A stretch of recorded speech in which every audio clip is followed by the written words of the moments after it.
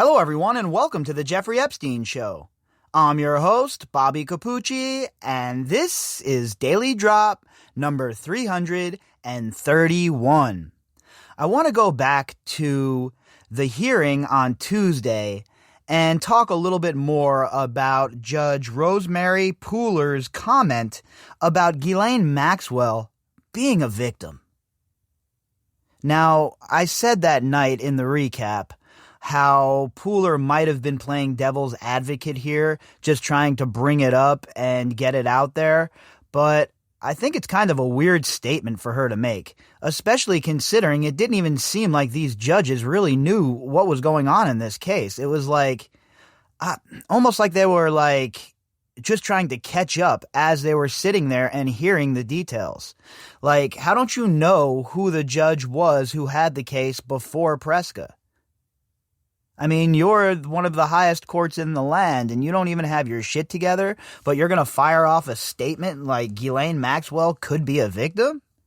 So it didn't really sit well with me, and the last couple of days I've been going over some of my notes and some of the other stuff from Tuesday's hearing, and I thought that we take the time today to discuss this a little bit further via the Daily Mail article that came out on the 13th. So let's jump into this article and let's try and add a little bit more context and let's see what's going on. The Daily Mail. Headline: Was Ghislaine a victim? Judge questions if Jeffrey Epstein's madam was victimized by the pedophile as she presides over the legal battle to release deposition containing details of Maxwell's sex life. Author Daniel Bates. So that's a pretty big statement to make in the courtroom, right? And you know that Ghislaine Maxwell's lawyers are going to latch on to that. So I wonder what Rosemary Pooler's strategy was with a statement such as that. I think anyone who has followed this case, anyone who has looked at the evidence that's been provided, heard from the survivors themselves about the behavior of Ghislaine Maxwell, I don't know how anyone can come away from that thinking that Ghislaine Maxwell is a victim. She wasn't some child who was purchased by Jeffrey Epstein. She wasn't some little girl who was brought into Jeffrey Epstein's embrace and taught this behavior. She was matched up with Jeffrey Epstein, not in a lover's sense, but matched up by her father and her father's handlers to get this blackmail operation off the ground. So if you think I'm going to go along with her being called a victim, you are insane. There is no way that that is going to occur. And I'll tell you what, we're going to address that right here and right now. A federal appeal court judge today questioned whether Ghislaine Maxwell may be a victim of Jeffrey Epstein. Judge Rosemary Pooler appeared to suggest that Epstein may have taken advantage of the woman who was accused of being his chief recruiter. Yeah, that's just incorrect. It's an incorrect line of thought. It's a silly statement to make in court, and all Rosemary Pooler would have to do is talk to her clerks, maybe do a Google search for herself, and see what sort of serpent Ghislaine Maxwell is. The fact that this judge, again, kind of off topic, but not really, these judges are all like in their 80s and shit, by the way. What is going on with that? But the fact that this lady, this 80-year-old judge, would have the audacity to even ask that question in open court just dropped my jaw. I mean, that's not even what you guys are here for right now. You're here to the appeal for the documentation of the depositions. So I don't even, I honestly have no idea what Rosemary Pooler's line of thought was when she blurted that out. Maybe she has a touch of Tourette's that we're not aware of.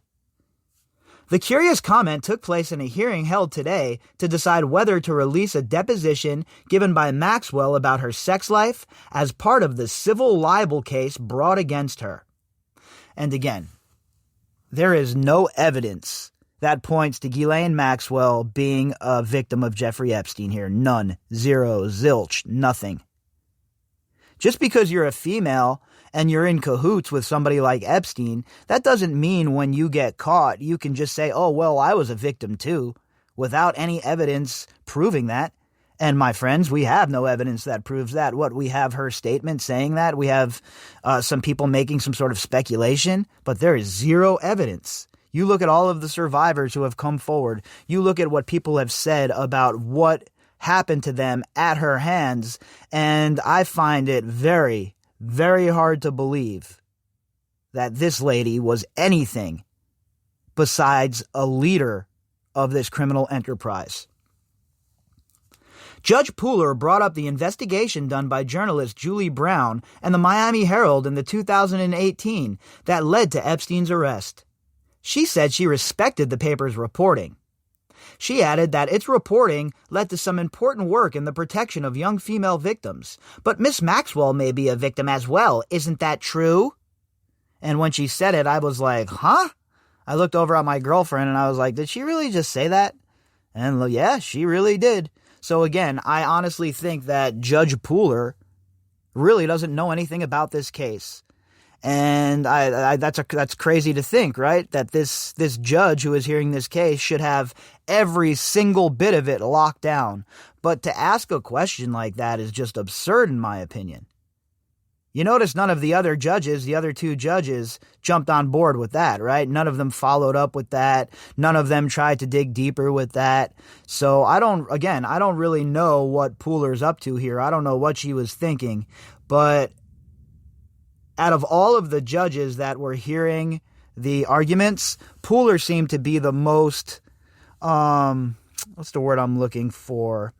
Aggressive, right? Confrontational with the attorneys. And she always seemed to have an extra question, and her line of questioning even during the hearing was kind of confusing. I mean, I've never read anything from Judge Pooler before. I don't really know who she is or anything like that, but she kind of seemed like someone who, like, you have like a grandmother or an older lady in your community who always forgets where she puts her keys.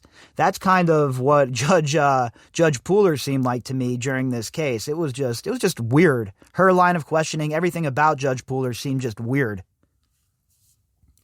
Christine Walls, a lawyer for the Herald, told the Court of Appeal for the Second Circuit in New York, "We do not believe that is true." So Christine Walls, the lawyer for the Miami Herald, challenged Judge Pooler's assertion that Ghislaine Maxwell was a victim and says that we do not believe that that is true. And when she says we, I'm pretty sure she speaks for all of us and for everyone involved. I mean, there's no way that you can look at what has been compiled as far as evidence and think Ghislaine Maxwell was anything but a predator. The deposition in question is part of thousands of files that are gradually being made public as part of a defamation case brought against Maxwell by Virginia Roberts. Roberts, perhaps the most well-known of Epstein's victims, claims she was forced to have sex with Prince Andrew, an allegation he denies, and that Maxwell groomed her. So again, with the Prince Andrew, aka the Joe Exotic of the Windsor family, this dude has done nothing but lie. We've seen the pictures. We know the story. So again, how can anyone believe anything that Prince Andrew mutters out of his mouth at this point? It's just absurd to think that anyone would believe that loose-ass Swiss cheese defense that he came with. Maxwell settled the defamation case in 2017, but media organizations applied to have the documents in the case made public, and they are being released on a rolling basis. Maxwell, 58, is currently in jail awaiting trial on separate criminal charges that she lured girls as young as 14 to Epstein to abuse between 1994 and 1997. She is also charged with perjury related to a 2016 deposition taken in the defamation case. So as in regards to the documents, we should be seeing another dump relatively soon, would be my guess. So it looks like there's like there's going to be like a 2-month gap between each dump. So anytime, I would say in the next month or two, we should see more of those documents come out. I'm not sure which ones they will be. That'll be up to Preska and the lawyers, but we should definitely expect more of that pretty soon. During a hearing at the Second Circuit, Walls was questioned by Judge Pooler after making her case for the deposition to be unsealed. Judge Pooler, who has served on the Second Circuit since 1998, said, "I'm very impressed with the work that Julie Brown and the Miami Herald have done in this case." Yeah, look, you got to give it up to the Miami Herald for chasing the case down. Now, were there intentions to bring justice to these survivors? I have my doubts about that. If that was the case, they would have done it a long time ago before Acosta was in office, right? But it's all about the results for me. The motivation at the end of the day doesn't really matter. It helped kick things into gear, and we're where we're at now because of the outrage of the public. So I think that the judge should have probably gave some credit to you folks out there as opposed to Julie Brown, right? I mean, you're the ones who are going crazy on a regular basis. You're the ones who are downloading these articles. You're the ones who are downloading these podcasts, and you're the ones who are demanding change. In fact, they led to some important work in the protection of young female victims, but Miss Maxwell may be a victim as well. Isn't that true? And again, I don't mean to keep rehashing that, but there is just no way that Maxwell was a victim in this. I just don't see it. And if you have evidence out there, or you have a line of thinking that would lead me somewhere else, I'd love to see it, right? As I always say, I follow the evidence. Wherever the evidence leads me, that's where I go. I'm not here for any sort of political hit jobs. I'm not here for any of that BS. I am here to follow this evidence to wherever the destination takes us. And I'll tell you what, I don't care who gets caught up in this shit. If you were involved in this, if you were enabling this, you were helping out, you were financially involved, I want you to pay the price. Point blank, period. No in between. No, oh, well, these might be my faves, like Nancy Pelosi's daughter said. I want all of them to face penalties for their behavior. Wall said, "We do not believe that is true, but whether Miss Maxwell is a victim or not is irrelevant to whether the documents at issue should be released here." And I thought the question, again, by Pooler was odd. Walls wasn't ready for that kind of question. I don't think anybody in the courtroom or the world was ready for that kind of comment from the judge, right? During the hearing, Maxwell's attorney Adam Mueller said that the release of a document so central to one of prosecutors' 6 charges in her criminal case could prejudice a jury and jeopardize her right to a fair trial. Yeah, I don't buy that. Sorry. They're 2 separate incidents. Look, how can you just automatically assume that the jury pool is going to be tainted? Don't you have to go through selection first? Don't you have to go through all of the steps before you can just say and speculate, well, the jury pool is going to be tainted. She can't get a fair trial.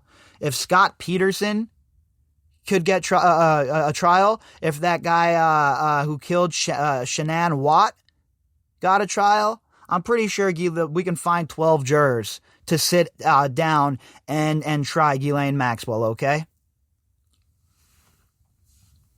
Mueller said the deposition should never have been filed to the case, and the arguments for releasing it don't pass muster. Judge Jose Cabranes said that in the deposition, Maxwell refused to answer questions about consensual sexual activities involving adults. Isn't that accurate? Mueller said, "Some of the questions we declined to answer, but there were questions and answers given." Yeah, of course. Look, there's a lot of questions asked and a lot of questions answered in that deposition. What did she sit there for 8 hours? I am sure that the lawyers had a pretty specific line of questioning, and I'm pretty sure that Maxwell was very coy, and I'm also pretty sure that Maxwell was playing it close to the vest. Now remember, she's been charged with perjury, so she obviously lied during these depositions in the eyes of the prosecutors. So, you would think that all of her statements should be questioned. Every single one of them in those depositions, and they should all be gone through with a fine-tooth comb. If she lied anywhere else, she gets hit with another charge of perjury, just like you or I would. He cited 2 parts of the deposition, which he said showed there was affirmative testimony about intimate matters. Mueller said, there are cases where our client answers no to questions asking for intimate information, and the denial of having engaged in certain intimate conduct is as revealing about intimate behavior as an admission to doing that conduct. So basically, again, it's technicalities here, loopholes. It's not that Ghislaine Maxwell didn't do any of this shit. It's not that Ghislaine Maxwell isn't guilty. It's that they think they have some technicalities and some loopholes here to manage, that they can navigate the laws put into place by their good friends in Congress. So, they're going to use those loopholes. They're going to navigate those technicalities. And that is how they will try and get this lady off.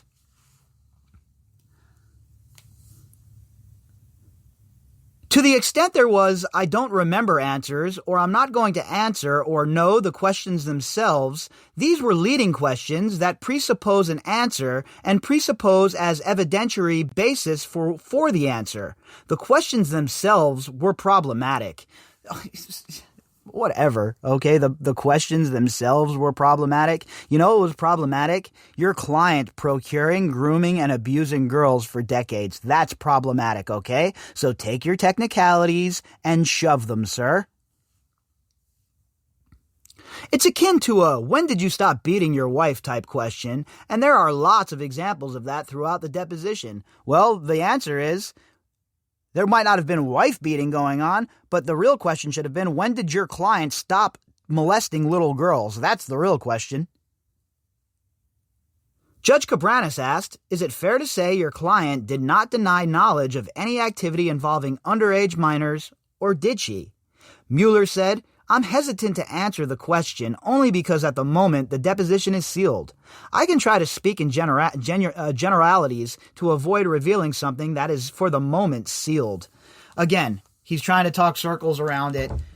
He knows that the judge knows the deal, and he knows that the judge has the information, but this lawyer, like usual, is doing his best to okey doke. He doesn't want to answer that question because he knows that there is damning information inside of those sealed documents, and that is why they're fighting tooth and nail to stop their release.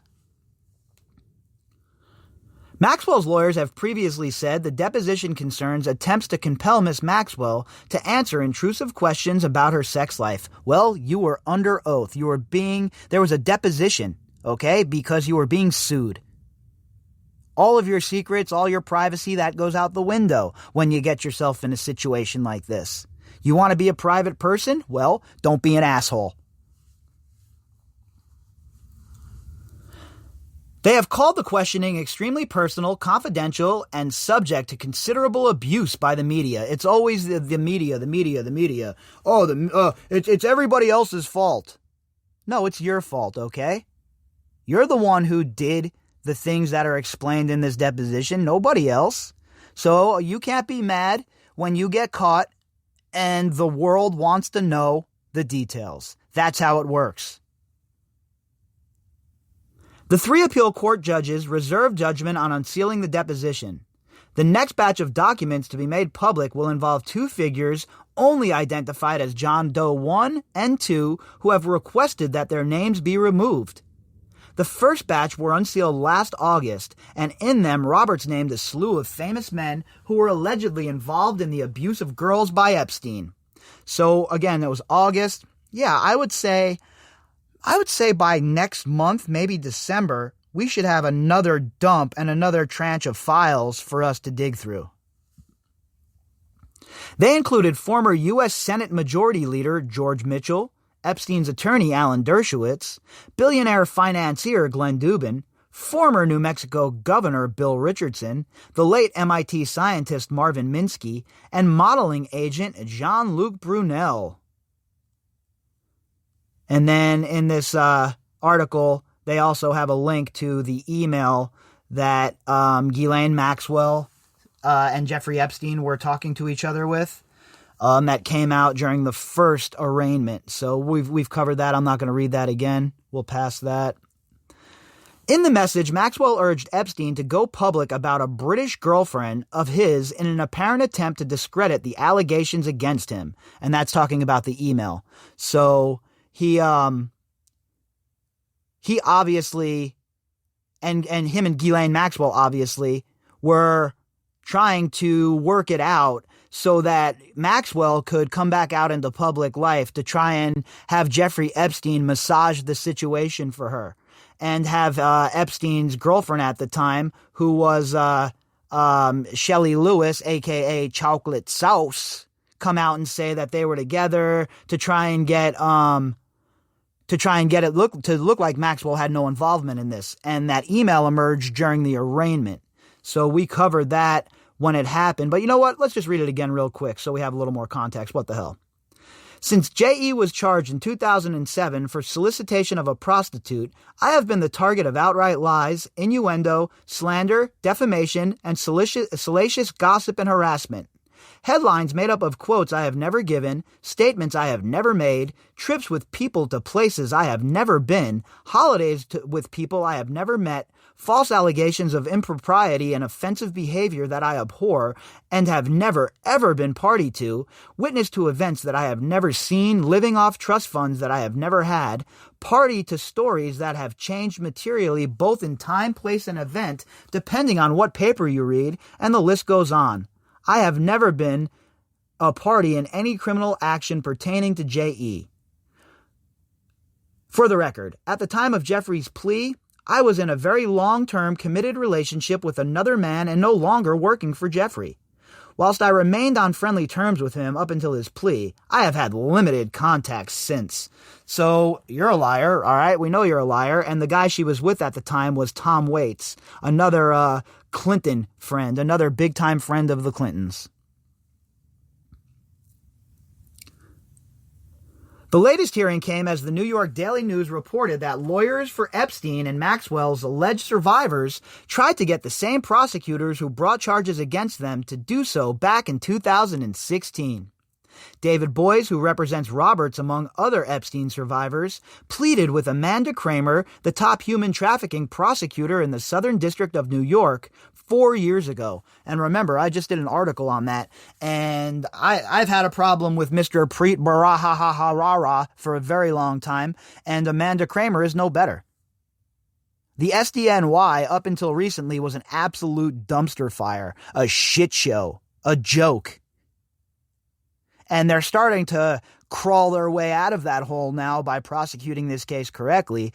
But look, I have no faith in people like Amanda Kramer or Preet or any of these people who were around for years and years and years and didn't lift a finger to stop this shit. He said that he could establish beyond any reasonable doubt that there was a massive sex trafficking ring going on, but Kramer balked.